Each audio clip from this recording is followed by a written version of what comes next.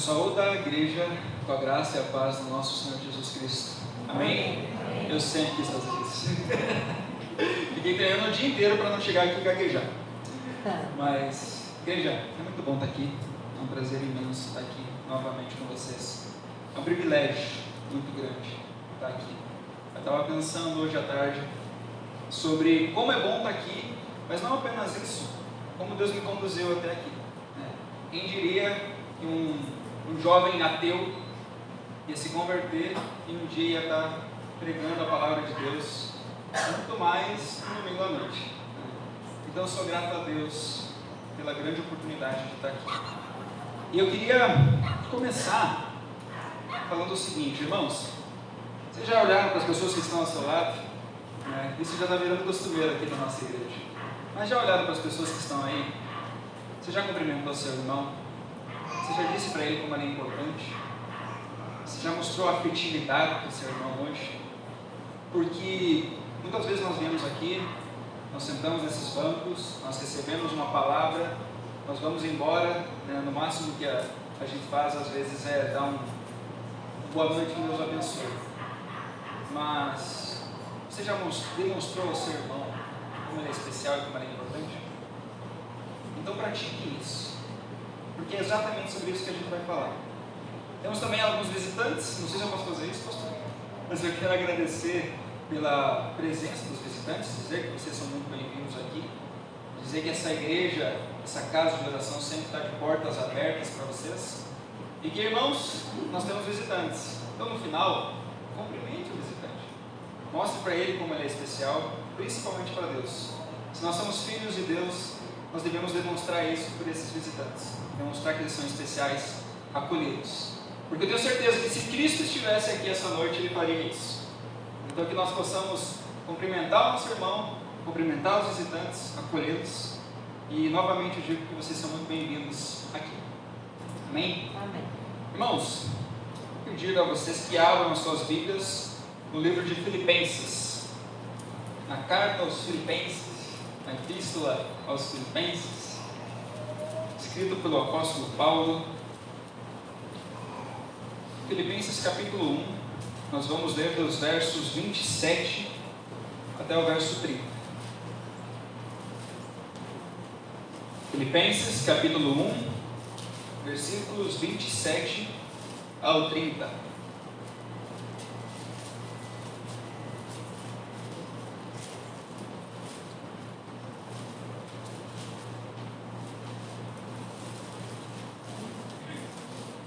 Amém? A palavra de Deus vai dizer assim: vivei acima de tudo por modo digno do Evangelho de Cristo, para que, ou indo ver-vos, ou estando ausente, ouça no tocante a vós outros, que estáis firmes em um só espírito, com uma só alma, lutando juntos pela fé evangélica, e que em nada estáis intimidados pelos adversários, pois o que é para eles prova evidente de perdição, é para vós outros de salvação, e isso da parte de Deus, porque vos foi concedida a graça de padecerdes por Cristo, e não somente de credes nele, pois tendes o mesmo combate que vistes em mim, e ainda agora ouvis que é meu. Vamos orar mais uma vez, irmãos? Senhor nosso Deus, estamos aqui, Pai, com um propósito: louvar e engrandecer o teu nome. Estamos aqui, Pai, porque queremos ouvir a tua palavra, e queremos ser transformados nesse lugar, diferente do que entramos. E que Deus, o Senhor, possa estar me usando nesse momento, e o teu Santo Espírito esteja sondando o coração de cada um desses irmãos. Que o Senhor possa ser bênção nesse lugar, que o Senhor possa estar nos abençoando, Pai, nesse momento tão especial e tão solene. Que a tua palavra entre e penetre o mais profundo do nosso coração. Ajuda-nos, Pai, a vivermos de modo digno do Evangelho. Como veremos hoje, isso é o mínimo que o Senhor espera de nós. Abençoe-nos, Deus, em nome de Jesus. Amém. Amém. Irmãos, eu estava pensando numa ilustração que eu ia dar, que eu ia trazer aqui essa noite. E a primeira ilustração que eu pensei foi do último filme do Homem-Aranha. Mas eu não vou fazer isso, tá? Porque eu sei que tem gente que não assistiu e não quer spoiler. Então eu vou trazer uma outra ilustração para vocês. A maioria aqui já deve ter assistido em algum momento Os Vingadores, né? A maioria aqui já assistiu Os Vingadores. E nos Vingadores tem uma cena algumas cenas muito interessantes, que em algum momento eles estão lutando contra o seu adversário, e nessa luta contra o seu adversário eles estão lutando assim de maneira muito individual, cada um por si. E o final da história é que eles não conseguem destruir o seu adversário naquele momento. Só depois, quando eles se unem, quando eles lutam juntos por um só objetivo, aí sim eles conseguem derrotar o seu adversário.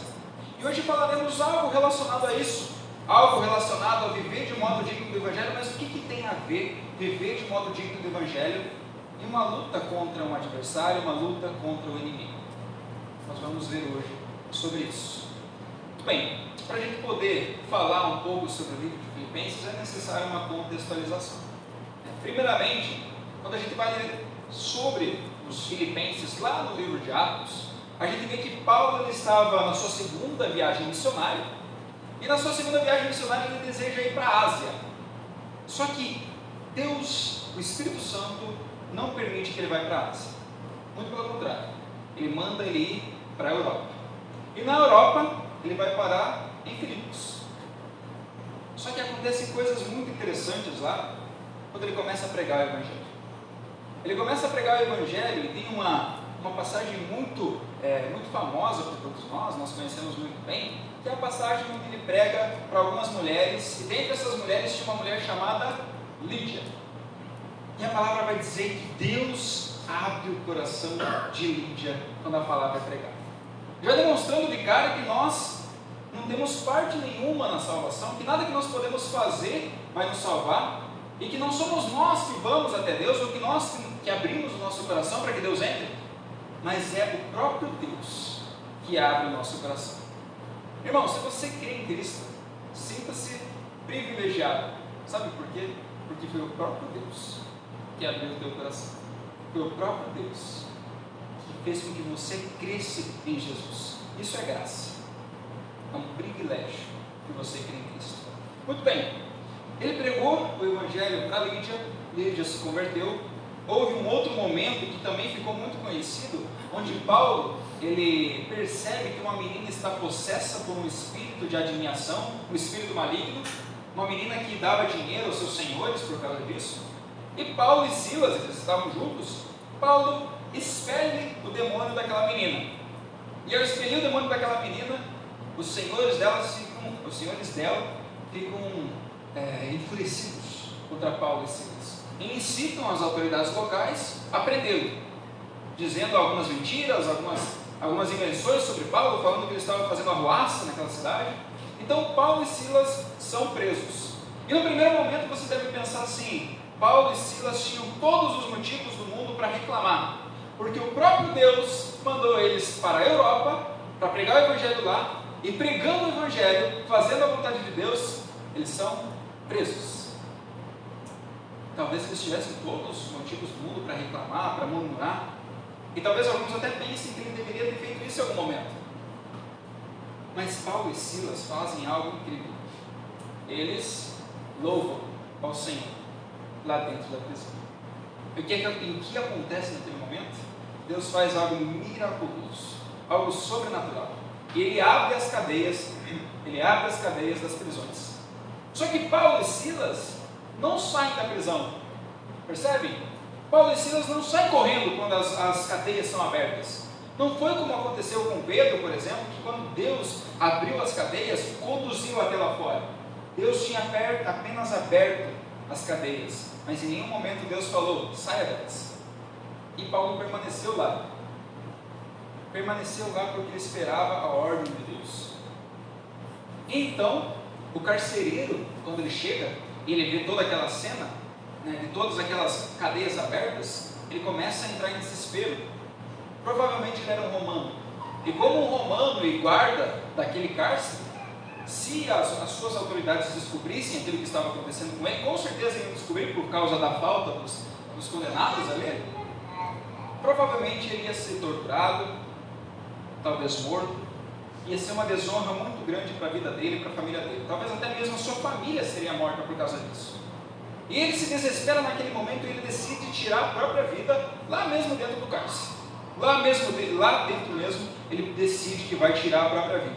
E no momento que ele vai fazer isso, Paulo aparece, interrompe ele e fala: estamos aqui, se acalma, nós não fugimos. E com certeza o carcereiro ficou estarrecido com aquilo que estava acontecendo, e ali abriu-se uma oportunidade, uma possibilidade de Paulo pregar o evangelho para aquele carcereiro. Então Paulo pega e mais uma vez Deus abre o coração daquele homem e ele se converte ao evangelho. E é assim que se inicia a primeira igreja na Europa, a igreja de Filipos. Ela foi a primeira igreja na Europa. E uma informação muito interessante sobre Filipos, né? Filipos, ela tem esse nome por causa de Felipe II. Talvez você não saiba quem é Felipe II, mas Felipe II ele foi pai de Alexandre o Grande, né? E houveram algumas batalhas muito importantes lá em Filipos, a ponto de que Filipos conquistou o direito de ser, ou melhor, o direito de ter o status de colônia romana. Ela era tão importante naquela época que Filipos era reconhecida como uma micro-Roma, ou uma pequena Roma, uma Rominha. Filipos era reconhecida por ter esse status. E o que isso tem de importância para o nosso texto hoje? Filipos, ele ficava estrategicamente localizada no mapa. Ela dividia o Ocidente do Oriente. E ela era uma grande rota comercial. E não apenas isso. Existiam vários guerreiros, veteranos, aposentados, que moravam em Filipos. E quando a gente vai ler a carta aos Filipenses, nós vamos ver que existem vários termos. Eu até listei alguns aqui, que Ralph Martin, que é um estudante britânico do Novo Testamento, ele diz que essa seção ela é rica em termos militares, tais como estáis firmes, lutando pelos adversários, mesmo combate, tendo em vista o público que eles tinham. Mas a situação, ou melhor, a circunstância mais interessante de Filipos é que Deus escolheu estrategicamente Filipos para que Paulo fosse pregar. E por que isso? Porque justamente ela dividia o Ocidente e o Oriente, e era uma grande rota comercial, ou seja, pessoas de várias partes do mundo passavam por Filipos. E ali existia uma grande oportunidade para Paulo pregar o Evangelho. Paulo conseguiu, através do poder do Espírito Santo, claro, espalhar o Evangelho através de Filipos, através da cidade de Filipos. Foi ali que começou a Europa e até mesmo a Ásia a ser alcançada pelo Evangelho. Começou lá em Filipos. E além disso, nós vemos que 10 anos depois desses acontecimentos, Paulo está preso pela primeira vez em Roma, e lá em Roma ele escreve uma das mais belas cartas já escritas no Novo Testamento, que é a carta aos Filipenses.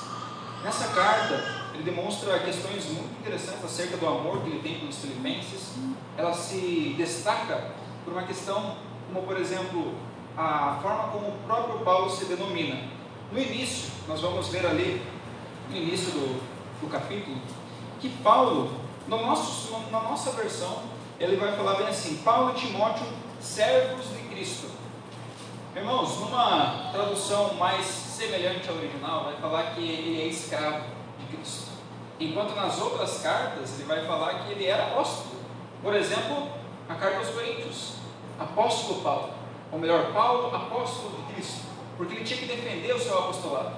Aqui ele começa falando que ele é escravo, e isso já demonstra que ele tinha uma certa intimidade, uma amizade com o povo de Filipos. De cara a isso, nós conseguimos perceber isso. E durante a sua saudação, ele faz alguns agradecimentos, ele fala que ele tem orado muito por aquele povo, ele agradece pela generosidade daquele povo. É um povo que ele aceitava ofertas, mostrando assim uma ligação especial. Ele falava que ele estava com saudade, que ele sentia muito amor por eles e que eles sempre estavam em suas orações.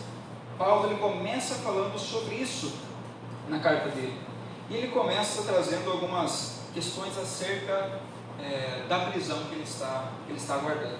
Ele começa a falar que ele está preso ali, mas que ele está aguardando a sua liberação, e de que quando ele for liberado, ele não vê a hora de estar junto com os irmãos, até porque ele tinha praticamente certeza de que ele seria liberado. Só que ao mesmo tempo ele deixa claro que ele espera na soberania de Deus, porque ele fala assim, que ele irá honrar e glorificar o nome do Senhor, seja na sua vida, seja na sua morte. Ou seja, ele sabia praticamente que ia ser salvo, ou melhor, solto. ele fala que ele fez uma defesa, e nessa defesa ele foi muito bem. Ele tinha praticamente convicção de que ele ia escapar daquela prisão. Entretanto, ele coloca a decisão final nas mãos de Deus. Por mais que ele tenha essa convicção, ele coloca nas mãos de Deus. E essa carta, uma das suas maiores características, ela fala muito sobre amor, sobre júbilo. É uma carta que tem apenas 4 capítulos, mas que fala mais de 16 vezes sobre amor e júbilo. E ela dá uma ênfase muito grande na unidade cristã, onde o outro fica na frente do eu. Você, meu irmão, é mais importante do que eu sou o seu servo. E é disso que Paulo prega, inclusive na carta aos Filipenses. Bem, Paulo encorajava aqueles irmãos a passarem sobre as adversidades, porque essa carta, como eu falei, ela falava muito sobre amor, mas ela trazia 2 perigos. Ele alertava sobre 2 perigos que a igreja estava passando. Por mais que a igreja de Filipos seja uma igreja modelo, uma igreja padrão, uma igreja muito boa, que é retratada no Novo Testamento, ela não era perfeita. Era uma igreja que continha pessoas. E onde tem pessoas, tem problemas. Ela também tinha problemas. Um dos seus maiores perigos era a quebra da comunhão e a entrada de heresias dentro da igreja. E ele traz um termo muito interessante, que ele fala viver, ou melhor, vivei acima de tudo de modo digno do Evangelho. A palavra vivei no original, trazendo um pouco de teologia, a palavra vivei no original é politeumai, no grego politeumai. É a primeira vez que eu tinha visto essa palavra e não é à toa. É porque é uma palavra pouco usada na Bíblia e até mesmo pelo aquele povo naquela época. Politeumai significa nada mais do que cidadão de uma cidade. Parece redundante, né? Mas não é apenas um cidadão comum. É um cidadão ativo na cidade, politicamente ativo. É um cidadão que vai contribuir para que aquela cidade ela seja elevada, para que ela seja vista, para que ela seja edificada. E quando ele fala, vocês são cidadãos de uma cidade, e quando ele fala o termo evangelho, ele está falando assim, vocês são cidadãos do céu. Portanto, vivam como cidadãos do céu. Politeumai, vivam como cidadãos do céu.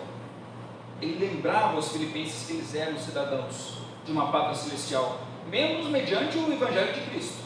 O sangue de Jesus conquistou esse direito a eles. Então eles são agora membros de uma cidade celestial. E esses membros deveriam viver de modo digno dessa cidadania. Em outras palavras, comportem-se como cidadãos dos céus. Mas afinal, o que é viver de modo digno do Evangelho? E como que nós podemos fazer isso? Para isso, Paulo cita pelo menos três maneiras de como deveriam obedecer na prática, para que nós pudéssemos viver de modo digno. Primeiro, às vezes a gente tem uma confusão acerca desse texto. Eu poderia chegar aqui na frente de vocês e falar assim, não, viver de modo digno do Evangelho é orar todos os dias, é ler a palavra de Deus, é ter uma vida em santidade, é fugir do pecado, é se vestir melhor, é não fofocar, é amar um ao outro, é amar a Deus sobre todas as coisas. Eu não estaria errado, estaria completamente certo em falar que ser digno do Evangelho é melhor, viver de modo digno do Evangelho é fazer isso. Mas o texto nos traz três maneiras.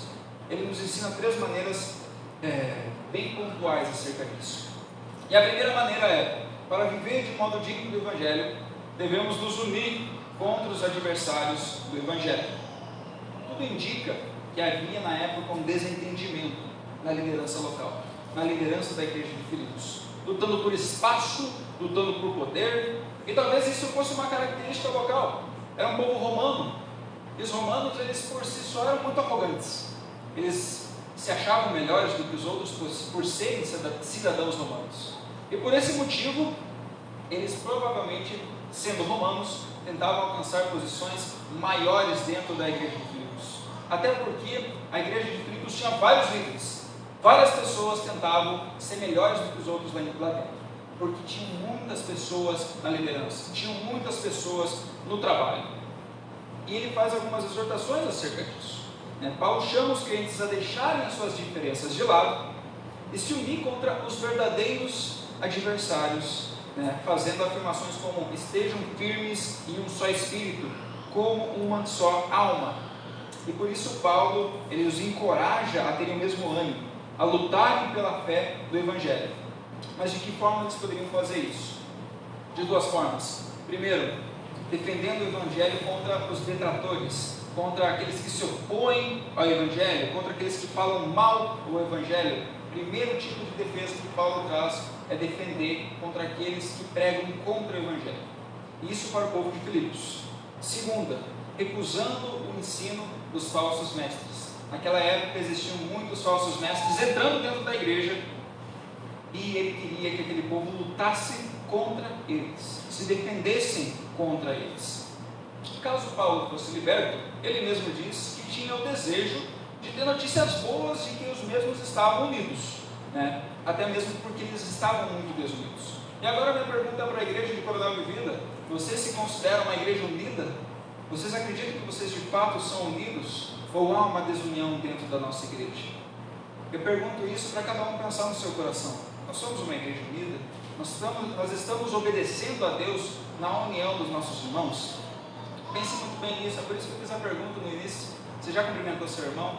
Né? Isso vai demonstrar o seu nível de intimidade com o seu irmão.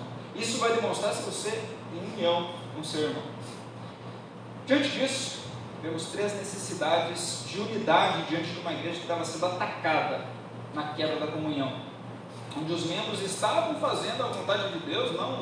Não se enganem, eles estavam fazendo a vontade de Deus, mas estavam fazendo a vontade de Deus de forma desunida, em vez de estarem em um só espírito. Primeira grande necessidade é uma necessidade de uma unidade de coração e mente. O que eu estava falando até agora, trata-se de afeição, trata de sentimento com o outro. Você tem afeição pelo seu irmão? Você tem sentimentos pelo seu irmão? É corpo, ou melhor, é coração e mente. É uma atitude racional, a ponto de você decidir: eu amo o meu irmão racionalmente, porque Deus lhe ordenou que eu amasse o meu irmão, mas também é algo de coração. É você sentir afeição pelo seu irmão. E é uma característica do cristão, sentir afeição. Muitas vezes o nosso coração está endurecido. Muitas vezes o nosso coração está uma pedra, e nós não conseguimos sentir afeição pelo nosso irmão. Às vezes uma pessoa, um parente está doente, a gente chega para a pessoa: vamos orar, né? Aquela pessoa, aquela melhor, né? De forma racional, e precisa ser feito de forma racional também, mas às vezes falta a afeição. É você sentir o que aquela pessoa está sentindo. E a igreja de Filipos estava em falta disso. Primeira necessidade, uma unidade de coração e de mente. Segunda necessidade, uma necessidade na unidade do trabalho. Devemos lutar juntos pela nossa fé. A igreja é um grupo de atletas com a mente focada no mesmo alvo. Todo mundo aqui provavelmente alguma vez na vida assistiu às Olimpíadas, ou algumas modalidades das Olimpíadas. E uma das modalidades que eu acho muito interessante é a modalidade do remo, onde tem 8 remadores e um timoneiro. Se um deles remar de forma desordenada, ou mesmo o timoneiro direcionar para o lado errado, eles vão perder a corrida. E se cada um estiver fazendo algo diferente um do outro, aquele barco ele vai perder todo o controle. Talvez ele até vire. E é assim que nós não devemos ser. Nós devemos ser como aqueles homens que vão no barco e remam de forma sincronizada, todos juntos, no objetivo de ir ao mesmo alvo. Nós devemos ser assim como igreja, trabalhando todos juntos, unidos, com o mesmo objetivo. Terceira necessidade, uma necessidade de unidade na fé. Devemos ter uma única doutrina, apenas uma forma de pensar, para a igreja manter uma união saudável. Porque muitas vezes existem doutrinas diferentes que a gente coloca, ou algumas pessoas trazem para dentro da igreja. Imagine se cada um daqui pensasse de forma diferente acerca da sua salvação, ou da sua vida em santidade.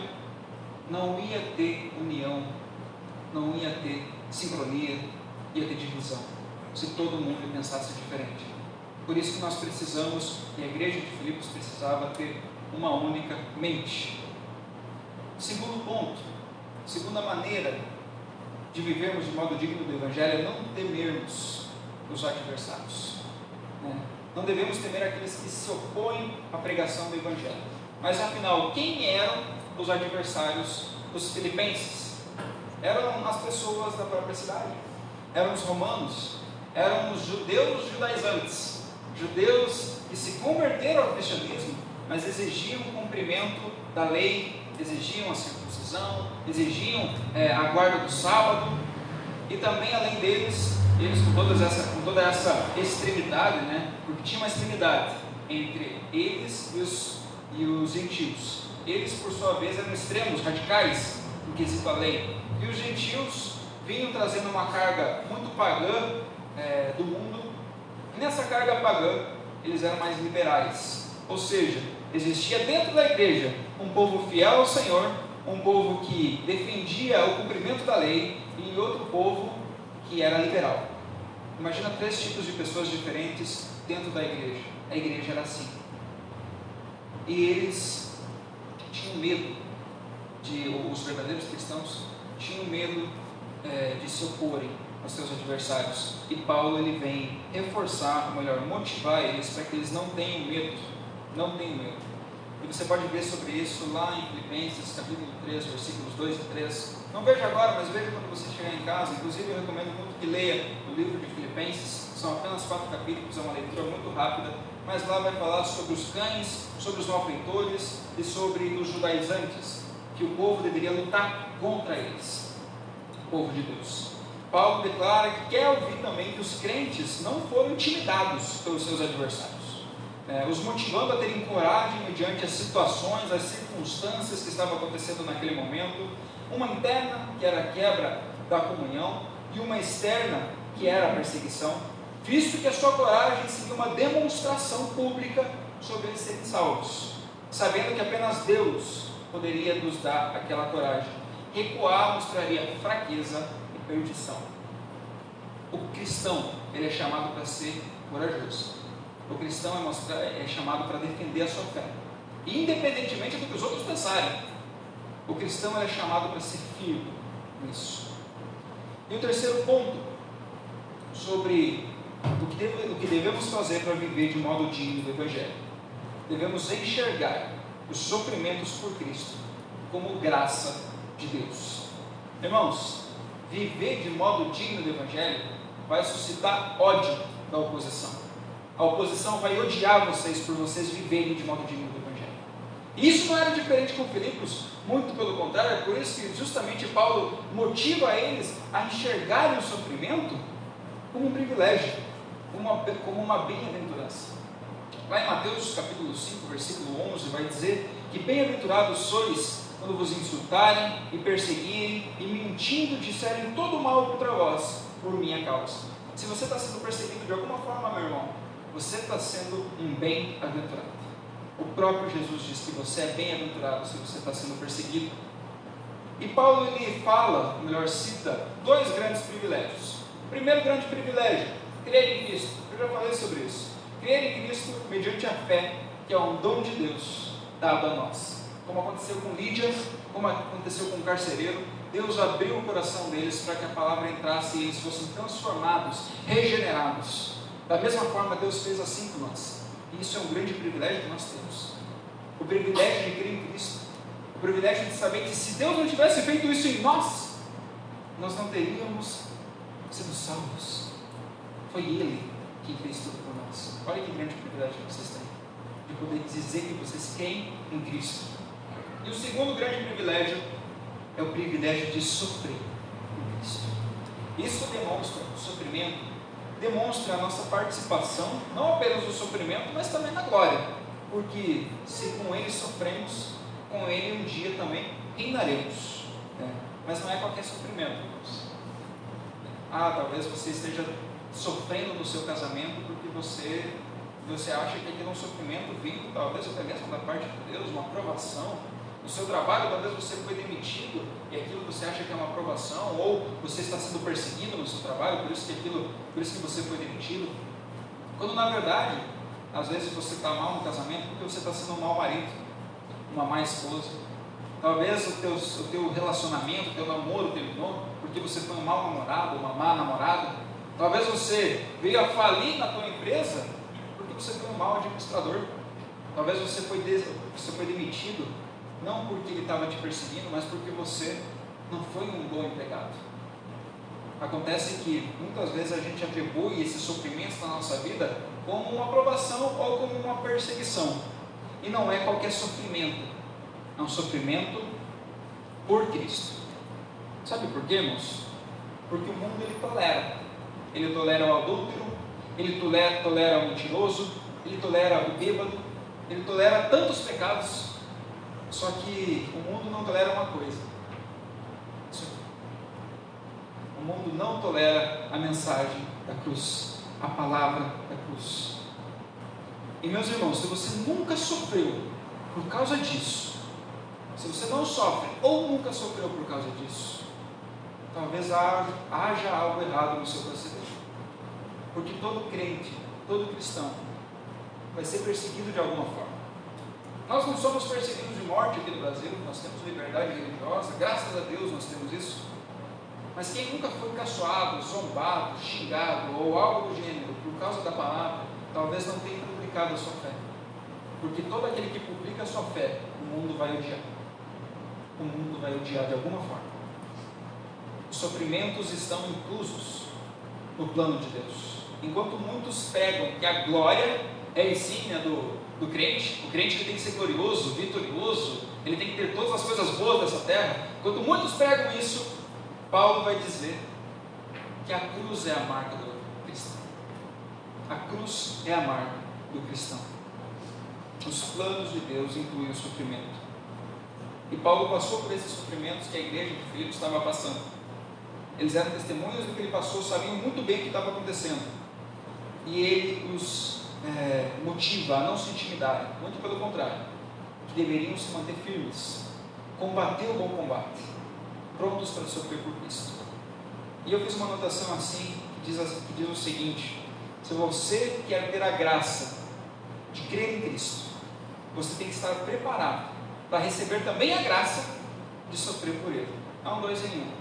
Se você quer ter a graça de crer em Cristo, se prepare, porque você vai também ter a graça de sofrer por Ele. Sofrer por Cristo não é um fardo. Sofrer por Cristo é um privilégio.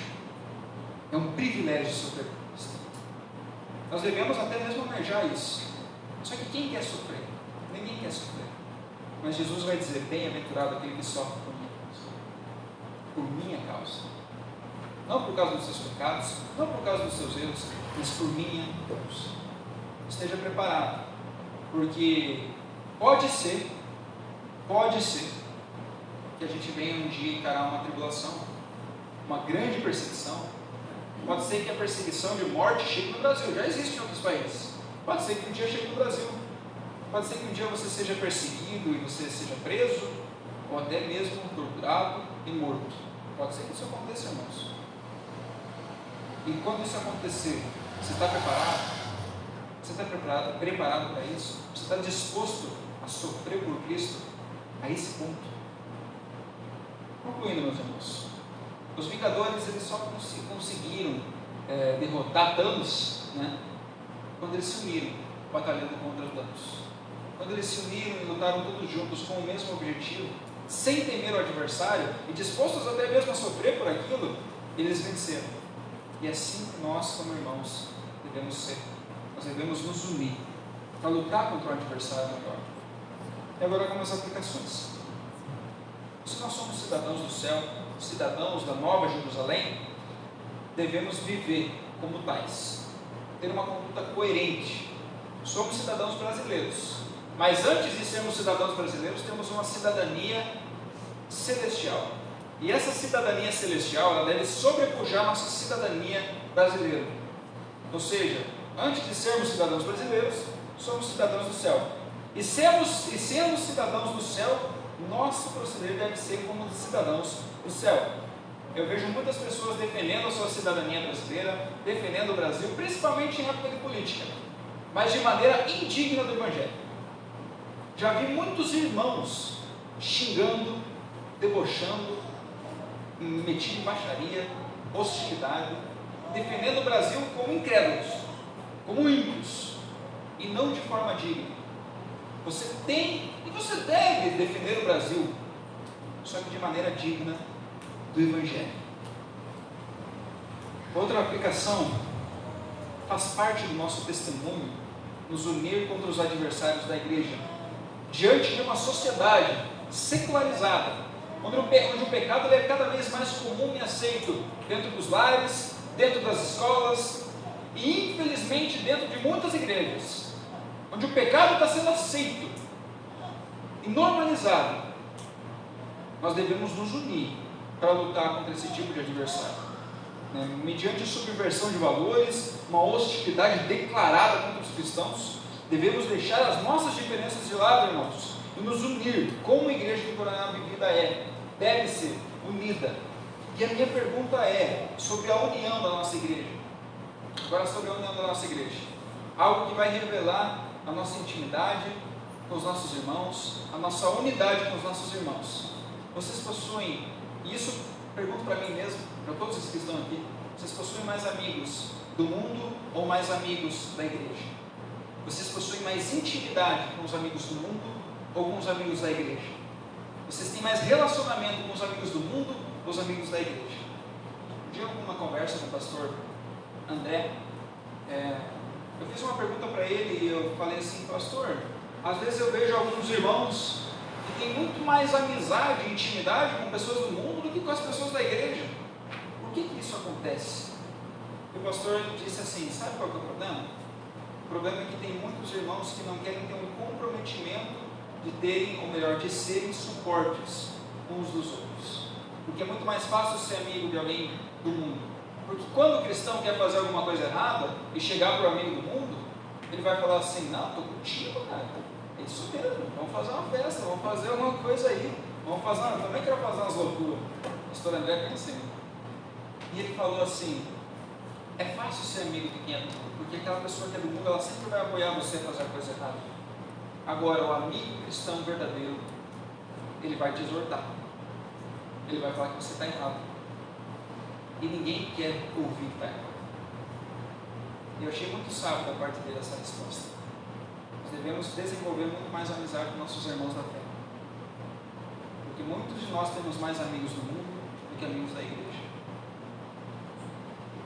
Por isso aquela pergunta, por isso aquela pergunta no início.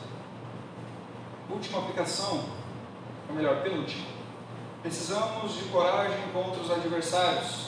Não devemos aceitar o que está sendo imposto pela sociedade, de como devemos adorar a Deus, de como devemos interpretar as Escrituras, ou que há vários meios de chegar até Deus, e não mediante Cristo. Que não devemos temer um governo que anda contra a via cristã. Nós devemos nos unir e ter coragem contra esses adversários, não temê-los. Como eu disse, talvez um dia a gente venha a enfrentar uma tribulação, uma perseguição de fato, e nós não devemos temer quando esse dia chegar. Paulo nos exorta a não temermos. E por fim, devemos ver os sofrimentos por Cristo como um privilégio. Quando você for injuriado, quando você for deixado de lado, quando seus amigos te abandonarem, quando seus amigos, ou melhor, seus familiares abandonarem você, quando você for demitido por causa do Evangelho, vejam isso como um privilégio. Vejam isso como um motivo de felicidade, como graça de Deus, porque a palavra de Deus diz que sofrimento por Cristo é graça, pois assim você será bem-aventurado. Mas preciso destacar que somente vai viver de maneira digna do Evangelho quem entregou o coração para Jesus. Quem se entregou para Jesus conseguirá viver de modo digno do Evangelho, se conhecer essa palavra, se debruçar sobre ela, se entregar a ela, conhecê-la. A gente só vai conseguir fazendo isso lendo ela. Pastor, vou chamar o pastor aqui em cima para dar a bênção final. Bem, irmãos, que Deus nos ajude a vivermos de modo digno do Evangelho, vivermos verdadeiramente como cidadãos do céu, e que Deus nos abençoe nessa caminhada. Amém? Amém. Vou orar pelos irmãos. Nosso Deus, queremos agradecer, Pai, pela Tua palavra. Nós sabemos que ela não volta vazia, Pai. Que possamos, Deus, reconhecê-la aos nossos corações. Que possamos, Pai, buscar uma vida digna diante do Senhor, fugindo do pecado, fazendo as coisas que são coerentes no cidadão dos céus. Que possamos, ó Deus, nos unir como igreja, que possamos lutar contra o adversário, mas que também possamos ver os sofrimentos por Cristo como uma dádiva, como um privilégio. Nos abençoe a sermos cidadãos do céu e a publicarmos nossa fé diariamente, que as pessoas do mundo possam ver o brilho de Jesus em nossas vidas, Pai. Que possamos não temer isso, mas que possamos ser servos e servas do Senhor Jesus, por onde formos, vivendo de modo digno do Evangelho. É isso que eu te peço, Pai, em nome de Jesus. Amém. Amém. Vamos ficar em pé, meus irmãos?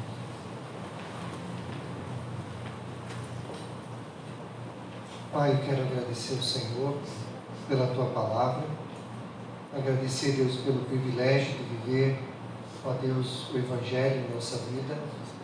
Temos muitas resistências, muitas dificuldades com isso, mas o Teu Espírito dentro de nós nos motiva todos os dias a buscar Tua face e a fazer Tua vontade. Senhor, que esse viver seja de fato e de realidade, e que quando saímos por essas portas, possamos de fato, Deus, mostrar para as pessoas que temos um Jesus maravilhoso dentro de nós, o Espírito de Cristo que faz com que possamos brilhar nesse mundo, Deus, em trevas. Ajuda-nos a fazer isso todos os dias e tenha misericórdia de nós.